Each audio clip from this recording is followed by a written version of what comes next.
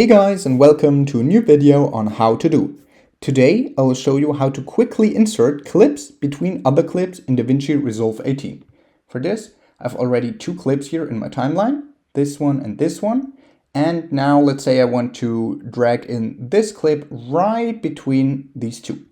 What you want to do for this is take your cursor and just put it in the middle of the clips, just like this, and then just hit the up button. And then it jumps right into the middle. Then what you want to do next is go to the dual viewer mode. Just click it on the upper right corner until this pops up. And then you hold down on your clip that you want to insert. Then you drag it, and on the right, you let it go at insert. Just let go.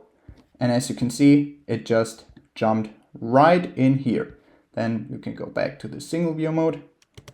And let's see, here we go. And perfect. Okay, that was a little hack on how to quickly insert clips between other clips in DaVinci Resolve 18. If you enjoyed the video, please like and subscribe to stay tuned for more how to do videos. If you have a video suggestion, just let me know down in the comments. See you guys soon.